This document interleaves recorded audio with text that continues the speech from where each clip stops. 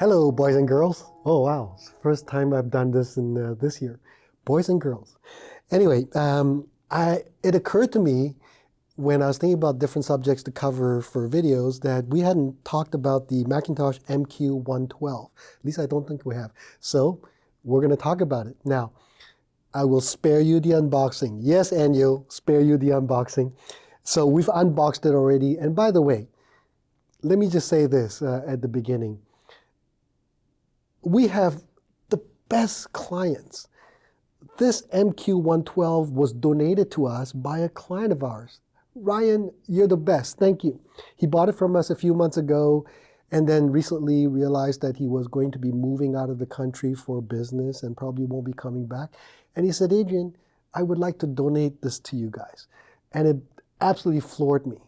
This thing is $3,000 US. He just gave it to us. It's insane. So I told him, when we sell it, I will donate the money to charity in your honor. So Ryan, thank you. You are incredible. So anyway, what is the MQ112? McIntosh calls it, it's an analog equalizer. It's 8-band analog equalizer. So if you buy, for example, the McIntosh C55, you will see on the front there are 8 bands of EQ. Well, that's essentially what this is, except it also has a few other features as well. So we'll cover that.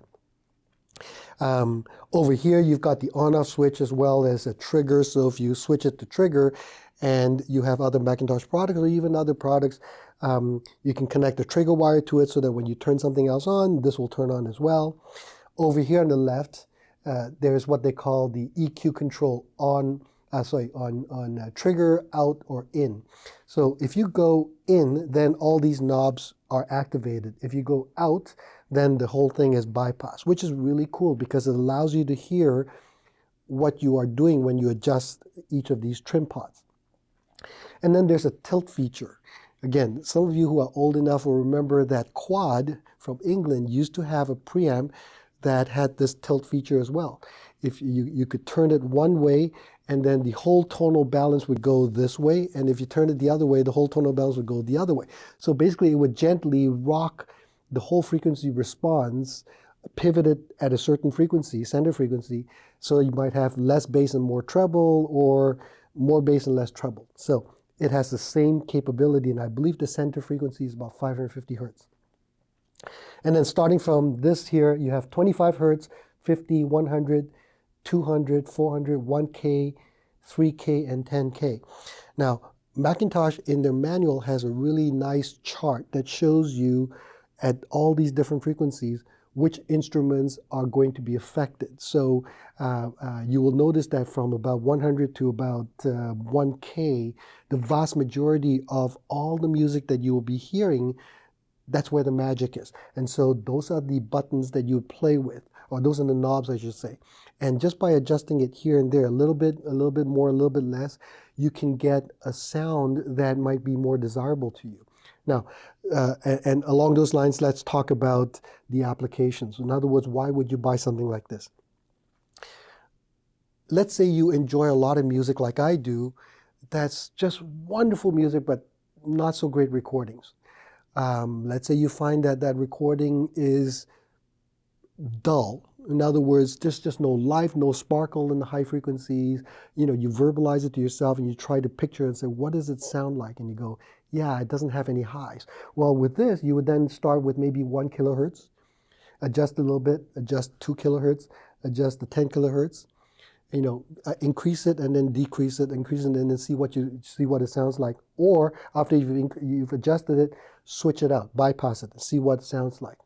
Or let's say you find the bass to be too boomy. You might want to try the 200 hertz. You might want to try the 100 or the 80 and then see what happens.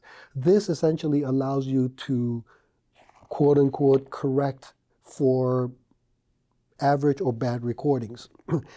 But still, you love the music. So this allows you to play with that. It also helps to some degree your room acoustics. Now, if your room is very reverberant, it's not going to do anything. But let's say it's bright at a certain frequency, it's harsh. You could probably use this to help. Or let's say the room is boomy at a certain volume and a certain frequency. This might be able to help as well. So that's another application. The tilt is very, very interesting. Let's say overall you like the sound, but you wish that overall you had a little bit more bass and a little bit less treble. We'll adjust the tilt that way. Very cool. The other thing that this device has is it has a second pair of outputs. So you can connect it to a different system in another room so that whatever music you're playing now can also feed the other system. You can also bi-amp your speakers. So if your speakers are bi-ampable, let's say you've got some B&Ws, you've got some folk house, whatever it is that can be Sonus Fabers, they can be bi-amped.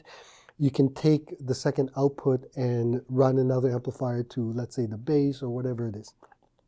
Or add a subwoofer. So this allows you to do that. And, connection.